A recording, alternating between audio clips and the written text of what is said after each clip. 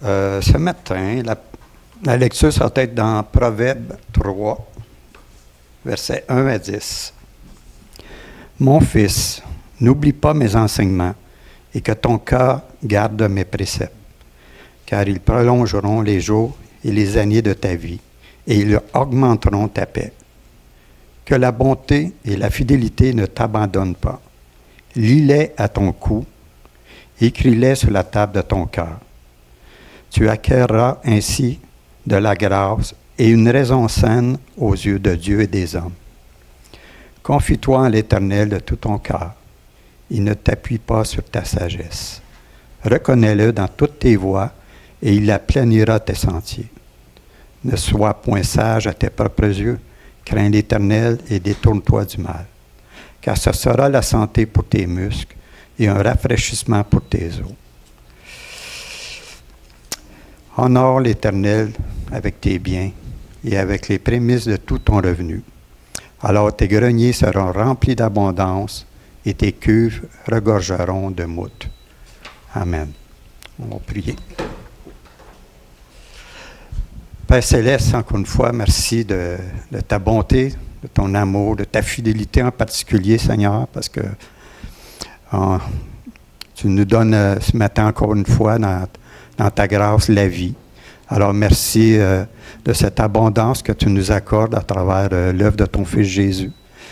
Et encore une fois, merci Père pour notre sœur Louise, Seigneur, de cette nouvelle naissance, Seigneur, qu'on veut célébrer, puis aussi, Seigneur, pour cette obéissance qu'il a portée à sa foi, de t'obéir, Seigneur, en passant par les eaux du baptême.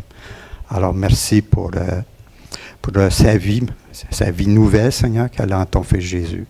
Alors, Père, on te la confie en tes bras d'amour et des bras de tendresse, Seigneur, que tu veux y accorder pour le restant de sa vie, Seigneur. Alors, merci aussi pour notre frère Richard qui va apporter la parole ce matin. Merci, Seigneur, de dresser devant nous cette table, Seigneur, pour qu'on puisse, à travers ta parole, être nourris, pour être mieux, être fortifiés puis encouragés, Seigneur, dans ta parole. Alors, un œil spécifiquement sur notre frère, Seigneur, de lui donner, Seigneur, de donner ce que tu as mis sur son cœur. Alors, en ton Fils Jésus, on veut, Seigneur, avant ta parole, avant l'enseignement, de te louer, Seigneur, à travers nos chants, avec gaieté de cœur, Papa, parce que tu es celui qui, comme on dit, tu es admirable, puis tout-puissant, puis c'est, Seigneur, c'est de nos propres faibles mots, on veut te louer et te remercier. Amen.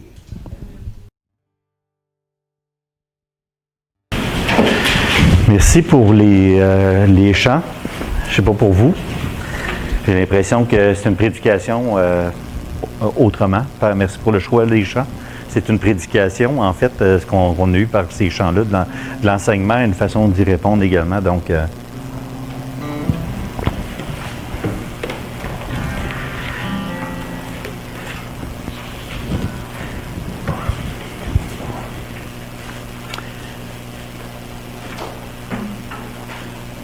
prions avant de débuter.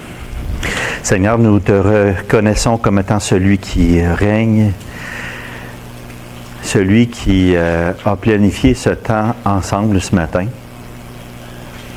celui qui nous a utilisés pour ce faire, mais celui qui est au contrôle de ce qui va se dérouler. Seigneur, merci pour ce que tu en réserves pour tes enfants, déjà ce que nous avons entendu par ces chants, par ta parole. Seigneur, nous te prions de nous enseigner. Nous te prions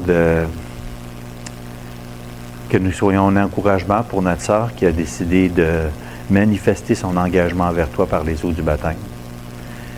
Nous te remercions, Seigneur Dieu, de pourvoir à tous nos besoins, puis et de la part qu'on peut prendre en te remettant une partie de ce que tu nous accordes. Seigneur, nous te demandons ta grâce sur le temps de partage avec les enfants en haut et ce temps que nous avons de façon générale ensemble ce matin. Tu connais notre facilité à se blesser les uns les autres. On te prie, Seigneur, de nous garder et on te prie de nous donner des paroles d'édification les uns pour les autres. Au nom du Seigneur Jésus. Amen. J'écoutais une émission de radio à la radio chrétienne au cours de l'été ou au début de l'été. Puis il y avait une interview. On interviewait une femme, j'oublie qui, puis le contexte. Puis, mais cette dame a 9 enfants, puis dont 6 biologiques, 3 adoptés. Puis elle mentionnait dans cette interview-là à la radio chrétienne comme quoi qu'elle avait à cœur d'enseigner des compétences de base à ses enfants. Parce que, en fait, tout ce qu'elle n'avait pas eu étant jeune, des compétences relationnelles, compétences avec comment travailler avec les autres, comment les relations avec les autres personnes, la gestion de l'argent, la gestion du stress, donc différentes choses pour lesquelles elle se trouvait qu'elle trouvait qu'elle avait eu des lacunes lorsqu'elle était jeune. On le sait, la parole nous dit qu'on est appelé à vivre ici-bas. Vivre, puis on a déjà parlé à partir de l'épître de Tite, mais vivre, c'est beaucoup. On apprend à être en relation avec les autres, on apprend à vivre, en fait, on apprend tout le temps, ou on peut apprendre tout le temps. Mais c'est compliqué. Je ne sais pas si vous trouvez ça compliqué. Tantôt, lorsqu'on chantait « Je suis comblé par ton amour », on le chante à 3 reprises, « comblé ». C'est un peu comme le vieux chant quand il disait « Je n'aspire qu'à m'immoler ». J'avais un peu d'hésitation à le chanter, « Je suis comblé ». Parce que la réalité, c'est que, en tout cas pour ma part, je recule juste cette semaine, mais on peut en mettre une coupe comme ça. La réalité d'avoir l'impression d'être comblé, c'est tout un défi. Et puis, je ne pense pas l'avoir entendu ici, je l'ai entendu aussi ailleurs, je ne sais pas où, là, mais quelqu'un mentionnait qu'il avait décidé de ne pas imposer, entre autres à sa conjointe ou aux autres, de combler des besoins que seul Dieu peut combler. Je trouvais ça assez important parce que bien souvent, l'insatisfaction que nous pouvons éprouver, on la fait sentir aux autres. Puis on a besoin de retourner au Seigneur et dire « Mon verre est à moitié vide. » Pas à moitié plein, c'est à moitié vide. Et donc, on a besoin d'apprendre à vivre. C'est un peu dans cette optique-là que j'ai décidé au cours de l'été, puisque j'ai eu le privilège d'enseigner au Camp des Îles et en utilisant le livre des Proverbes, que j'ai proposé aux anciens, proposé à Dominique, entre autres, là, d'enseigner ou d'initier, de commencer une série d'études sur le livre des Proverbes. Soyez rassurés, là, peut-être une dizaine d'enseignements. Je me limite à ça parce qu'on pourrait passer beaucoup de temps, puis mon intention n'est pas nécessairement de le passer verset par verset, c'est pas ça mon intention. Mais plutôt, donc, d'aller chercher les pépites que nous pouvons y trouver, que nous y retrouvons. Maintenant, on peut avoir certaines hésitations ou questionnements ou réactions par rapport à un enseignement sur le livre des Proverbes. On pourrait se dire... il me semble que c'est un livre secondaire de 2e ordre. Dans l'ensemble des livres de la Bible, tu sais, c'est peut-être pas le livre le plus important. Ou encore, est-ce qu'on ne pourrait pas simplement se satisfaire de le lire, ce verset-là, parce que les enseignements sont assez clairs par eux-mêmes. C'est peut-être pas un livre qui est assez doctrinal non plus, me semble. Tu sais, il y a d'autres livres dans lesquels il y a plus de doctrine. Ou encore... ça ne serait pas plutôt un livre pour les jeunes croyants, tu sais, puis quand on regarde l'Assemblée, c'est quelque chose qui a déjà été pour nous, pour plusieurs dans l'Assemblée, nous avons déjà été des jeunes croyants, mais pour beaucoup, c'est des croyants d'expérience, précision faite. Et dans les Proverbes, on lit souvent l'expression « mon fils, mes fils », puis... permettez-moi de répondre, là, c'est vraiment rhétorique, mais de 2e ordre, pourtant c'est un livre qu'on va citer fréquemment dans les prédications. Dans le Nouveau Testament, il y a 21 références directes aux Proverbes, au livre des Proverbes. Lecture seulement, et c'est vrai, mais mon intention c'est de réunir des principes clés qui parlent, qui vont nous parler, pour mieux en saisir la portée. Le passé doctrinal, effectivement, c'est pas un livre qui va parler qui va nous aider à avoir une meilleure compréhension de qui est Dieu. C'est pas, en tout cas, sa force majeure. Ou encore de son plan divin au travers de l'humanité. C'est pas le cas, non, c'est pas. Mais Paul dit dans Timothée, puis je le rappelle, toute écriture est inspirée de Dieu et utile pour enseigner, pour convaincre. Et convaincre ici, là, on pourrait le traduire par faire la preuve ou faire la démonstration. Et ce livre des Proverbes est particulièrement utile pour faire la démonstration, pour prouver ou encore pour démontrer. Donc, convaincre pour corriger, c'est-à-dire redresser en vue d'une amélioration, puis donc pour instruire dans la justice afin que l'homme de Dieu soit accompli et propre à toute bonne œuvre. Ça, c'est ce que Paul dit, toute Écriture. Il fait référence, Paul, quand il dit ça, toute Écriture, là, le Nouveau Testament n'était pas complété d'écrire à ce moment-là, on parlait entre autres de tout l'Ancien Testament. En ce qui concerne l'âge ou la maturité des personnes à qui sont adressés les proverbes, en fait, on est pour plusieurs d'entre nous à l'âge où on peut enseigner à d'autres. Puis, on a besoin de se rappeler de certaines choses de base. Et donc, que ce soit pour nous ou que pour l'enseigner à d'autres, parce que je sais qu'on est en contact avec nos enfants, nos petits-enfants, des gens qui nous entourent. Et les proverbes peuvent être utilisés beaucoup dans nos relations. Donc, mon intention est de tirer ces pépites d'or qu'on peut voir au travers pour une meilleure compréhension. J'aimerais vous rassurer et en même temps me rappeler ce matin que dans le programme que nous avons, je ne parlerai pas pendant 1 heure, je vous avoir une demi-heure et par la suite, on va laisser la place à un de nos anciens, un de nos pasteurs, Dominique, pour le baptême et par la suite, on aura notre sœur qui va. Donc, Michel m'a déjà averti, si vous voulez me chronométrer, c'est parti. Donc, ou c'est déjà parti depuis. C'est déjà. Donc, des principes de vie. Peut-on arriver à un moment ou un stade dans notre vie où on peut dire « j'ai suffisamment de sagesse ». Peut-on arriver à ce stade-là? C'est assez. Non. Non, un non catégorique. On a toujours besoin. On a toujours besoin de sagesse. On a besoin, parce qu'on est appelé à rencontrer différentes nouvelles situations. Puis la sagesse, c'est d'être capable d'appliquer les Écritures dans des contextes qu'on vit tous jour après jour. Et on a besoin de... Et ça, on est en opposition à ce que nous vivons, à ce que nous sommes par nature avant la régénération, mais même que nous demeurons. De notre nature charnelle, puis on a besoin de contrer ça. Je vous parlais du verre à demi-vide tantôt, là, mais on a besoin de sagesse pour être capable de combler cela. Puis, l'idée est, on ne peut jamais non plus arriver, puis les proverbes nous le disent, « Ne sois point sage à tes propres yeux, crains l'Éternel, détourne-toi du mal. » Ne sois point sage à tes propres yeux. Qu'est-ce qu'il est en train de dire? Tu peux être reconnu comme une personne sage par d'autres. Et c'est bien correct. C'est bien correct. C'est très bien si tu es reconnu comme une personne sage par les autres. Tu peux effectivement être une personne sage par la grâce de Dieu. Tu peux voir que Dieu t'a transformé puis t'a donné. Puis on peut le dire ensemble, Dieu il nous équipe au travers le temps. Puis on a bénéficié des enseignements de la parole. On a bénéficié de sa sagesse. Puis on peut dire qu'on est plus sage présentement que ce que nous étions.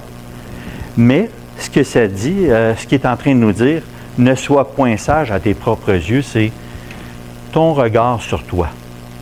Laisse faire les autres, ton regard sur toi. Ne te pense pas arriver.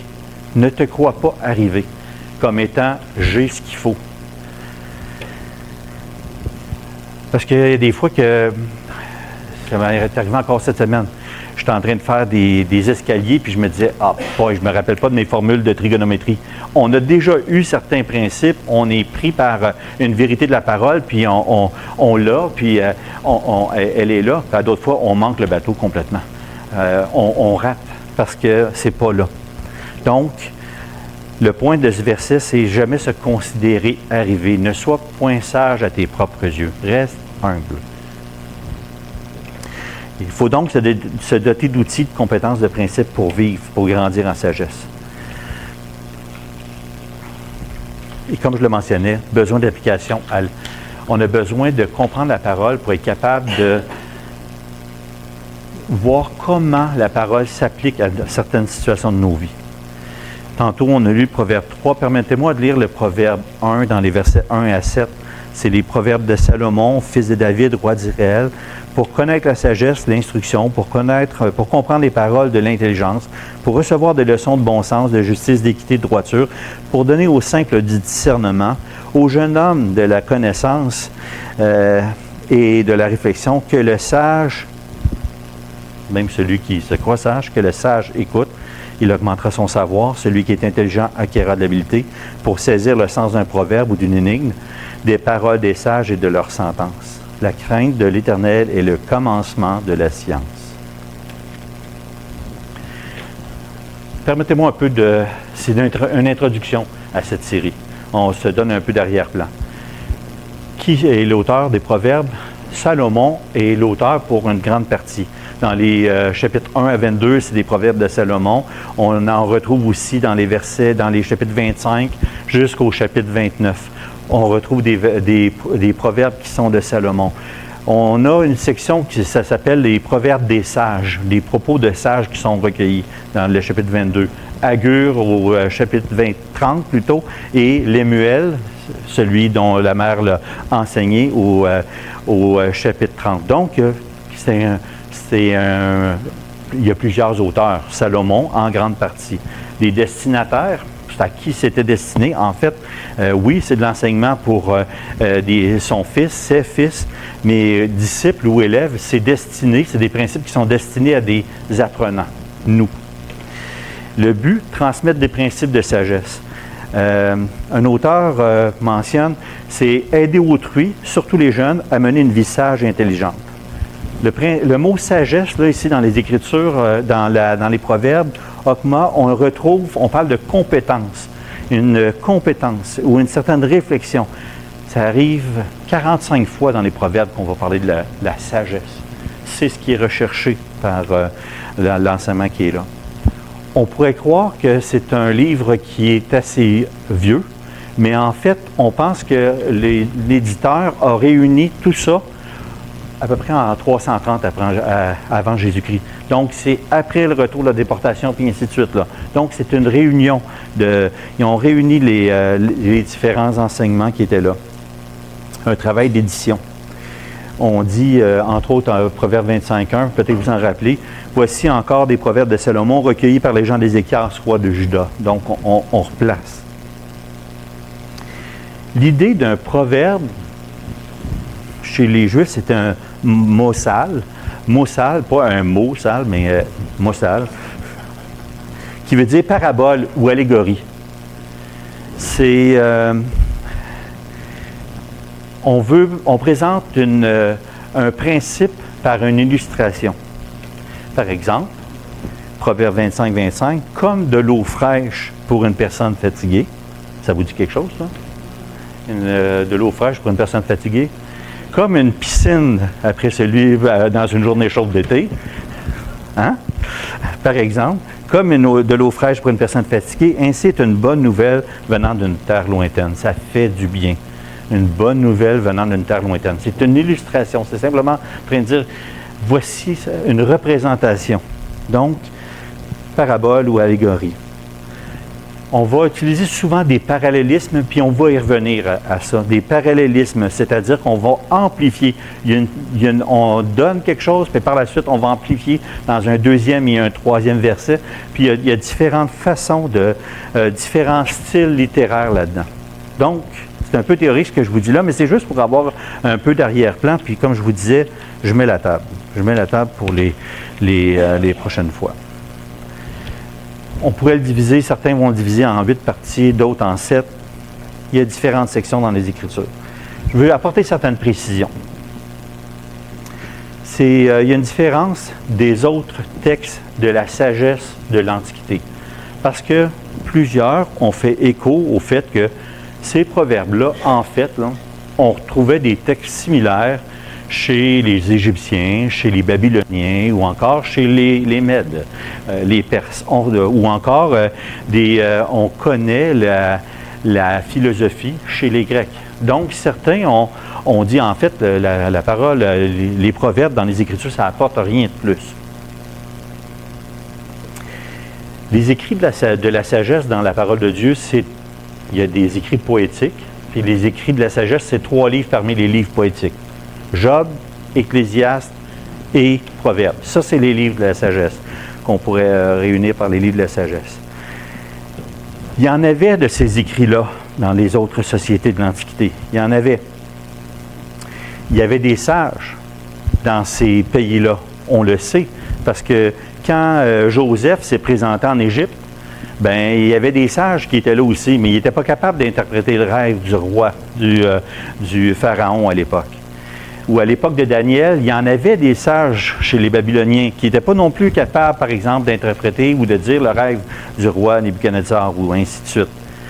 Et à l'époque du Nouveau Testament, il y en avait des citations, on en voit dans les Écritures, dans les Actes, entre autres, et dans Tite, entre autres, on voit des citations de philosophes de l'époque. On reconnaît la sagesse, qu'il y a de la sagesse qui était dite, donnée ailleurs, dans d'autres sociétés. Puis ailleurs que chez les Juifs, puis à diverses époques. Mais il y en avait aussi chez les Juifs. Je ne sais pas si vous vous rappelez, Achitophel, dans Samuel, 2 Samuel 16, on dit que les conseils donnés en ce temps-là par Achitophel avaient autant d'autorité que si l'on avait consulté Dieu lui-même. On lui reconnaissait de la sagesse et son conseil était considéré comme parole de Dieu quasiment. Et c'était vrai à la fois pour David et pour Absalom. Donc, puis certains vont dire que dans le chapitre 22, là, ça a été pris ailleurs. On a pris ça de philosophie, entre autres en Égypte. Il y a des ressemblances. Il y a des ressemblances avec ce qui était dit à l'époque, avec ce qu'on pouvait retrouver dans l'Antiquité. Mais qui a influencé qui? Qui a influencé qui? Puis quelles sont les véritables origines? On pourrait tenter l'intention était de discréditer en fait ce qui était là, pour donner une origine autre que cela. Il y a eu des débats à ce sujet.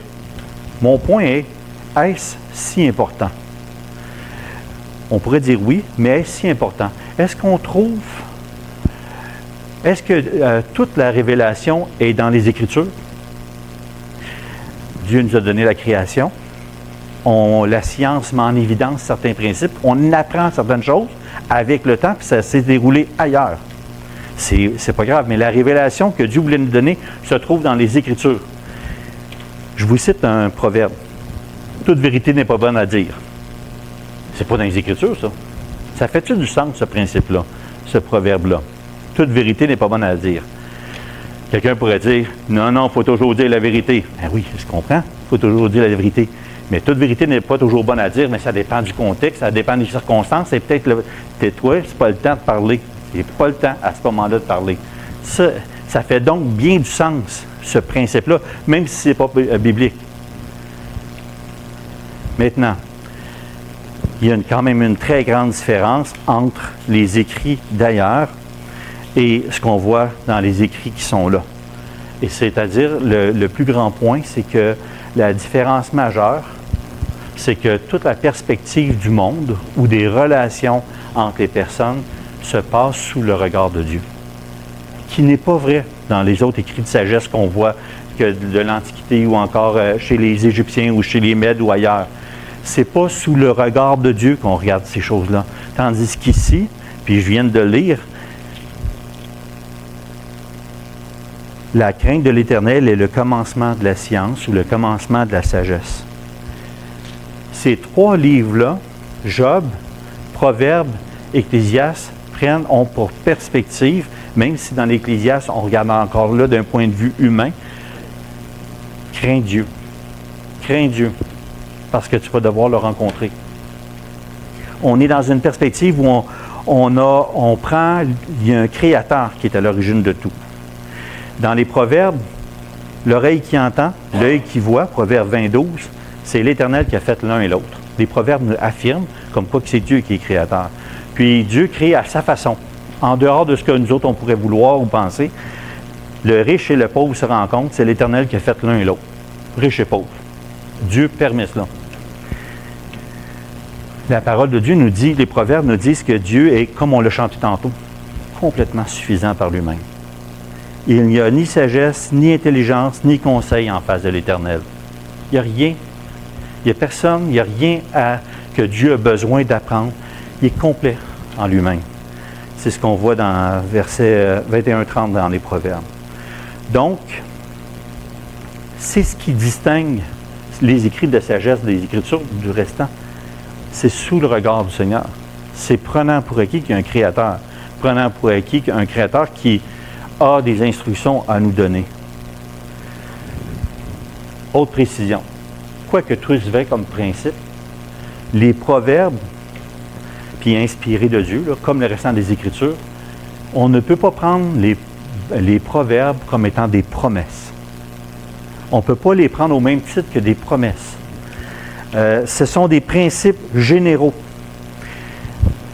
Je vous donne un exemple. Proverbe 13, 22 dit « L'homme de bien a pour héritier les enfants de ses enfants, mais les richesses du pécheur sont réservées pour le juste. » Je répète. L'homme de bien a pour héritier les enfants de ses enfants. Tu vas avoir une descendance et tes enfants vont profiter de tout ce que tu vas avoir accumulé. Ils vont bénéficier, vont recevoir finalement, tu vas avoir une longue vie puis tu vas avoir une descendance. Puis c'est eux autres qui vont bénéficier de tes biens. Alors que, il est mentionné, mais les richesses du pécheur sont réservées pour le juste. C'est-à-dire, tu n'auras pas de descendance, puis c'est pas eux autres qui vont profiter. On retrouve ça dans les Écritures. C'est un principe. Ça fait écho au fait que, ailleurs, dans les Proverbes, on parle d'une longue vie. Tu vas avoir une longue vie. Est-ce que c'est une promesse? Je pense que de façon générale, ça peut s'appliquer, mais ce n'est pas toujours vrai. Ce n'est pas une promesse garantie. Ça se peut que tu n'aies pas d'enfant. Puis là, tu ne peux pas prendre ça et dire hey, moi j'ai pas eu d'enfant, je ne sais pas trop. OK, je ne suis pas un homme de bien, je ne suis pas une femme de bien, moi, là. Non, ce n'est pas une promesse.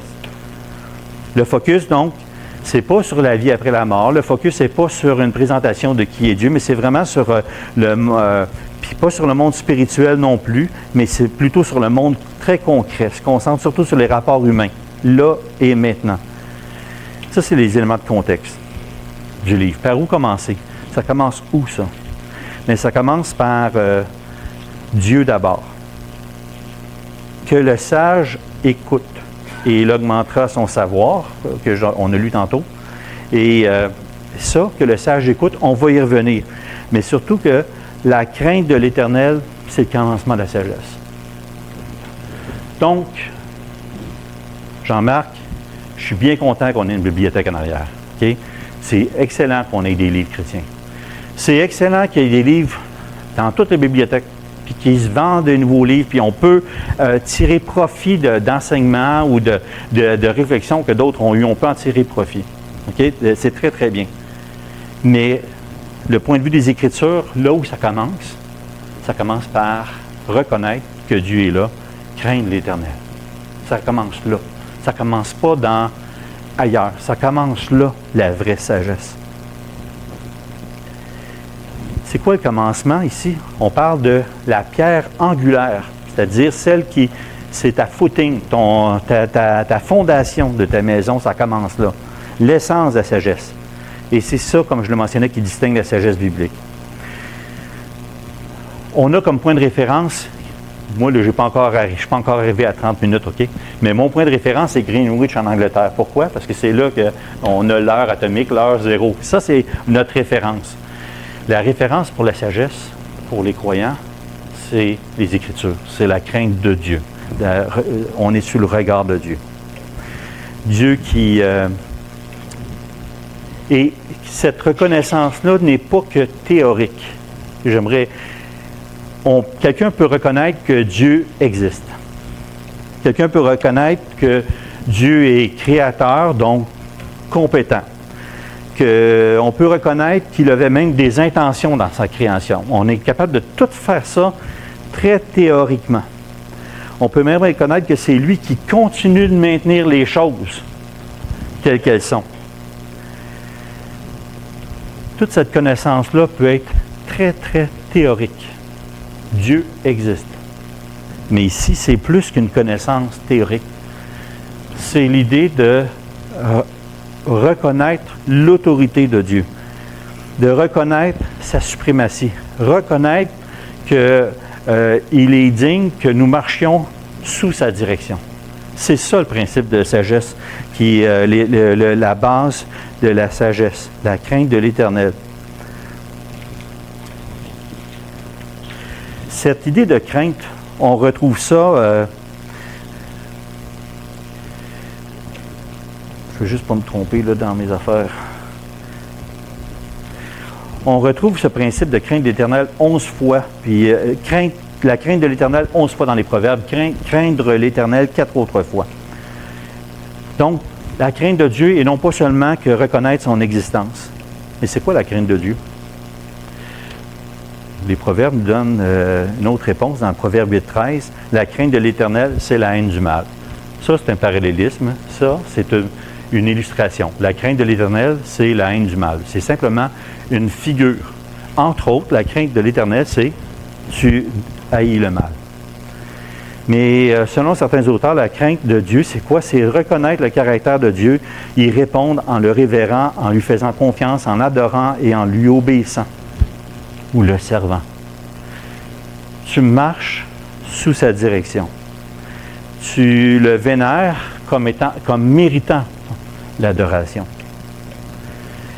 Une attitude respectueuse et humble à l'égard de celui par qui sont toutes choses, pour qui sont toutes choses, de celui qui émane toutes choses. Ultimement, une reconnaissance que de lui dépend ma vie. Permettez-moi une illustration qui va peut-être que le Seigneur a utilisée hier pour démontrer la différence entre une notion tout à fait théorique et quelque chose de très pratique.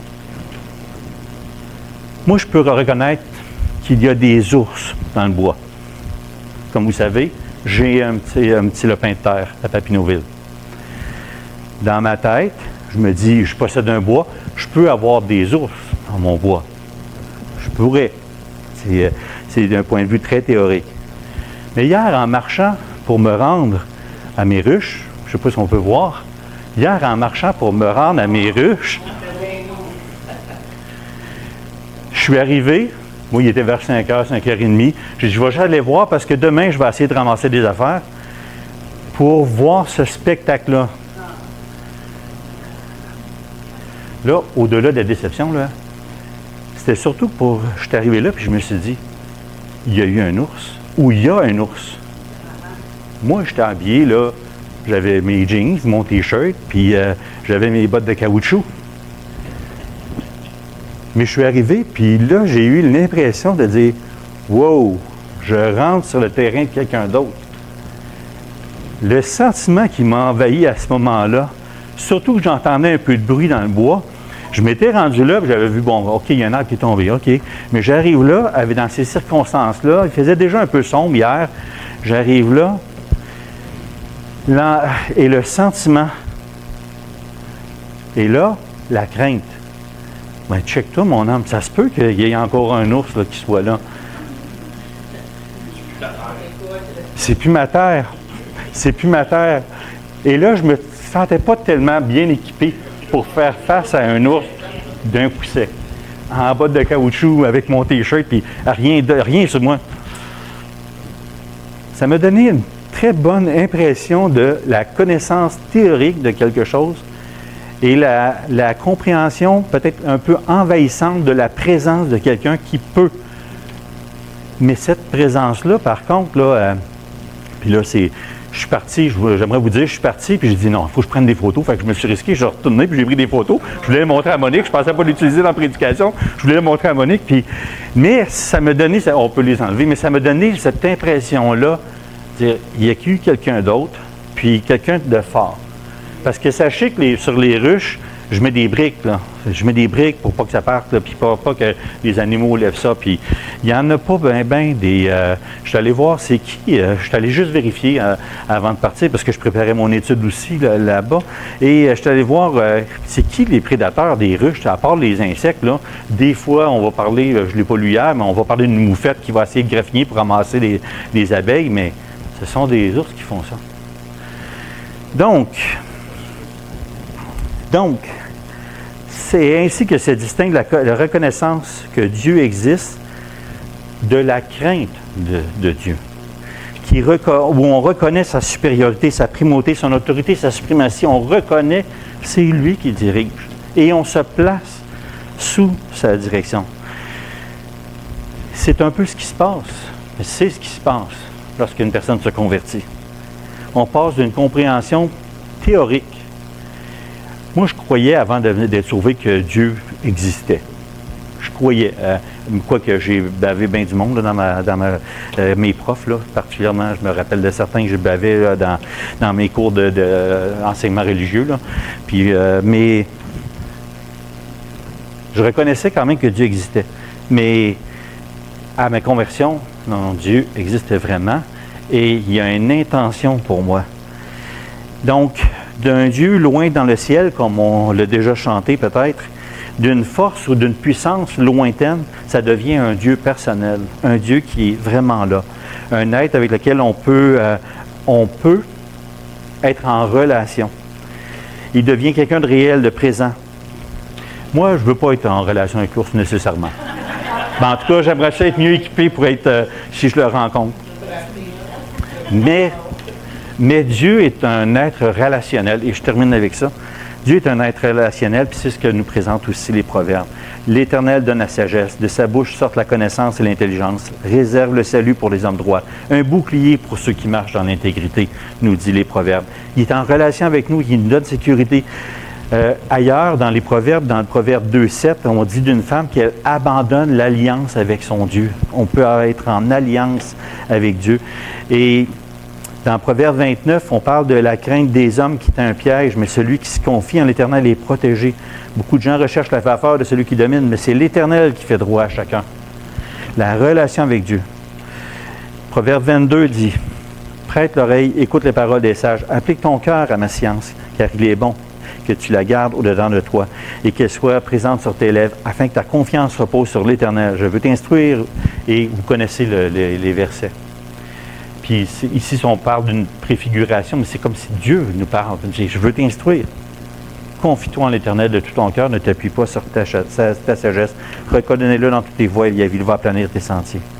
Donc, une relation étroite, bienveillante, protectrice, une relation basée sur un engagement, une alliance, une relation basée sur la vérité, pas sur quelque chose d'approximatif, une relation qui implique une notion de croissance. On grandit dans cette relation-là avec notre Dieu. Et les proverbes sont un germe de toute la révélation ou la relation que Dieu va démontrer dans le Nouveau Testament avec le Seigneur Jésus. Car Dieu a tant aimé le monde qu'il a donné son Fils unique, afin que quiconque croit en lui ne périsse point, mais qu'il ait la vie éternelle. Une relation qui a de multiples impacts, mais celui qui se confie en l'Éternel est rassasié.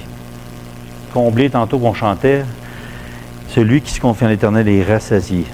Un Dieu intentionnel, attentionné, personnel, aimant. J'imagine que c'est peut-être en partie ce qu'on va entendre de notre sœur. J'en ai pour entre 5 et 10 minutes au maximum. Important de... Merci beaucoup, Richard, c'est vraiment... Le Seigneur Jésus est présenté dans le Nouveau Testament comme étant la sagesse elle-même, la sagesse incarnée. Et pourtant, ce Seigneur a été dans les eaux du baptême lui-même. Et Jean-Baptiste est un peu choqué de ça. Il a dit, Seigneur, c'est toi qui devrais me baptiser. Jésus lui a juste simplement dit, il faut faire ce qui a été, il faut obéir au Père. Je vais le faire par obéissance au Père. Baptise. Si le Seigneur l'a fait, il a aussi commandé à ses disciples de faire, de baptiser ses disciples. C'est important de le dire parce que des fois, j'entends des commentaires ou de courtes réflexions sur le baptême comme si c'était là le commencement de la vie nouvelle du baptisé. Non.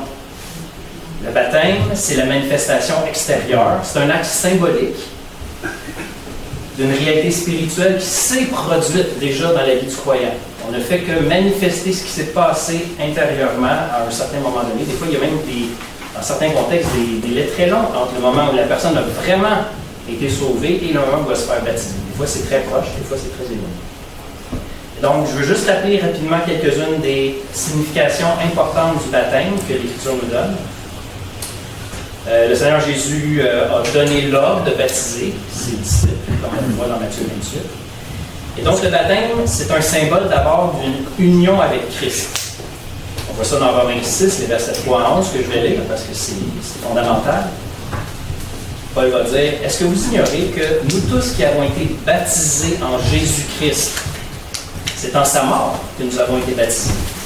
Nous avons donc été ensevelis avec lui par le baptême en sa mort, afin que, comme Christ est ressuscité des morts, par la gloire du Père, de même nous aussi nous marchions en nouveauté de vie. En effet, si nous sommes devenus une même plante avec lui, par la conformité à sa mort, dans ce baptême, nous le serons aussi par la conformité à sa résurrection, sachant que notre vieil homme a été crucifié avec lui, afin que le corps du péché fût détruit pour que nous ne soyons plus esclaves du péché. Car celui qui est mort est libre du péché. Or, si nous sommes morts avec Christ, nous croyons que nous vivrons aussi avec lui, sachant que Christ, ressuscité des morts, ne meurt plus. La mort n'a plus de pouvoir sur lui. Car il est mort une fois pour toutes, et il est revenu à la vie, et c'est pour Dieu qu'il vit. Ainsi, vous-même, regardez-vous comme morts au péché et comme vivants pour Dieu en Jésus-Christ. Dans tout, puis il y a d'autres passages qui parlent sensiblement de la même façon par rapport au baptême. On parle d'un baptême de l'Esprit qui a précédé celui du baptême dans l'eau. Le baptême de l'Esprit, c'est littéralement l'œuvre de Dieu qui nous plonge dans la mort de Christ qui a eu lieu il y a déjà 2000 ans et qui, spirituellement, on est incorporé à cette mort-là. On est enseveli avec Christ et on ressuscite avec lui. Bon. Le baptême est en premier lieu une union avec Christ. Celui qui est baptisé est plongé en Christ, est identifié avec lui. Parce que ce que Jésus a vécu, nous aussi, on l'a vécu avec lui à partir du moment où on a cru. C'est un mystère, c'est comme ça qu'on est sauvé, c'est Dieu qui fait ça. Deuxième chose, le baptême, c'est un symbole de mort et d'un ensevelissement, comme être mis dans une tombe, au tombeau. Colossiens 2,12, ayant été ensevelis avec lui par le baptême, vous êtes aussi ressuscités en lui et avec lui. Ça dit bien ensevelis avec lui dans le baptême. Et donc, vous êtes ressuscités en lui et avec lui par la foi en la puissance de Dieu qui l'a ressuscité des morts. On ne sait pas trop pourquoi, mais l'immersion, le baptême par immersion, donc on plonge complètement la personne dans l'eau, c'est une pratique très, très vieille. Mais pourquoi est-ce qu'on a associé ça au baptême? Sans doute, c'est une supposition, parce que ça représente de façon assez adéquate et simple le fait qu'on est enseveli, mort et enseveli et qu'on ressuscite. C'est comme si c'était une mort liquide ou de la terre liquide. On est placé, on est mis en terre, puis on ressuscite. C'est peut-être pour ça. Troisièmement, le baptême, c'est un symbole de notre résurrection avec Christ. Donc, on a parlé de mort avec Christ, d'ensevelissement avec Christ et maintenant de résurrection avec Christ. Colossiens 3. Si donc vous êtes ressuscités avec Christ, cherchez les choses d'en haut où Christ est assis à la droite de Dieu. Dieu n'a pas laissé Jésus-Christ dans le tombeau. Il est ressuscité et par le fait même, on est identifié à sa mort, à son ensevelissement. On est aussi identifié à sa résurrection pour une vie nouvelle. Ensuite, le baptême, c'est un symbole d'une purification. Bien important de le dire, l'eau du baptême ne purifie rien. C'est de l'eau, là.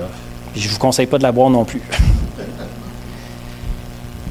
Elle ne purifie rien. C'est un symbole d'une purification. Le baptême d'eau ne nous lave pas, ne nous purifie pas, mais il est le symbole de ce qui a été opéré, de ce qui a déjà été fait en nous par la foi, en la mort et la résurrection de Christ, par l'œuvre du Saint-Esprit, et l'eau de la parole de Dieu. L'eau de la parole qui est celle qui nous sanctifie. Pierre dit dans sa lettre, au chapitre 3, cette eau du déluge, il parle du déluge à ce moment-là, c'était une figure du baptême qui n'est pas le baptême, une purification des souillures du corps, mais l'engagement d'une bonne conscience envers Dieu et qui maintenant vous sauve, vous aussi, par la résurrection de Jésus-Christ. Le baptême, c'est aussi un symbole d'un revêtement, un vêtement. Galates 3, 27, « Vous tous qui avez été baptisés en Christ, vous avez revêtu Christ. » Sixièmement, le baptême, c'est le symbole du sceau du Saint-Esprit. Éphésiens 1, versets 13-14. « En lui, vous aussi, après avoir entendu la parole de la vérité, l'évangile de votre salut, en lui vous avez cru et vous avez été scellés du Saint-Esprit qui avait été promis, lequel est un gage, une garantie de notre héritage pour la rédemption de ceux que Dieu s'est acquis, à la louange de sa gloire. » Maintenant, l'importance du baptême. Pourquoi on pratique le baptême? Eh bien, évidemment, parce que c'est un acte d'obéissance. Le Seigneur le commande. On voit ça dans Matthieu 28, mais Jésus lui-même s'est fait baptiser. Si le Maître lui-même a dit « il faut obéir au Père et il faut que je me fasse baptiser », eh bien, à plus forte raison, on ne peut pas s'opposer à cette... c'est pas une recommandation, c'est un commandement. Le baptême, c'est aussi l'occasion d'un examen de soi, non pas un examen de connaissance. Quoique c'est bien de connaître les bases de l'Évangile pour dire que je crois en bonne connaissance de cause, mais ce n'est pas un examen de la connaissance, mais de la conscience. Philippe, un disciple, a dit à l'Éthiopien, à qui il venait d'annoncer l'Évangile, et l'Éthiopien lui dit « Est-ce que je crois? » « Oui, je crois.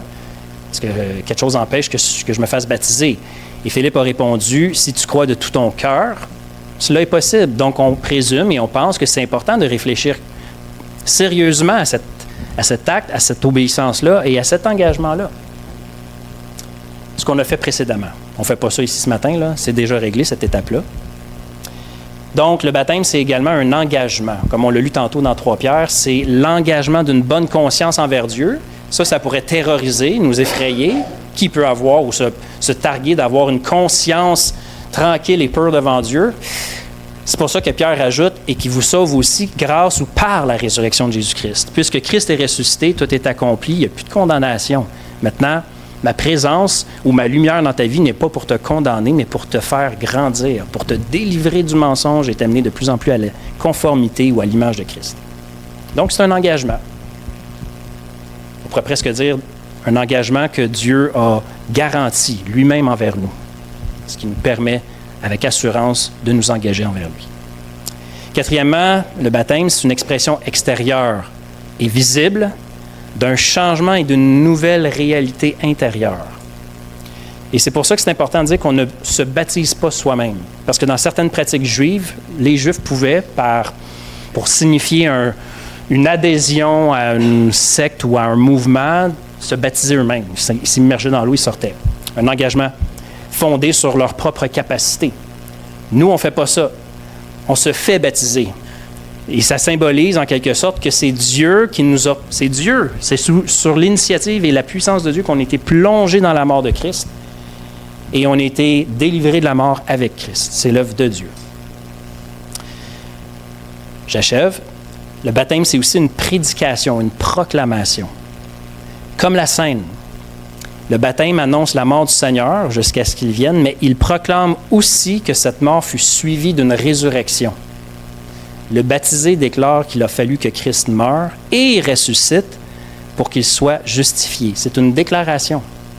Et finalement, le baptême, c'est aussi une occasion de confesser sa foi. Et on le fait devant témoins. Plus ou moins de témoins ici aujourd'hui.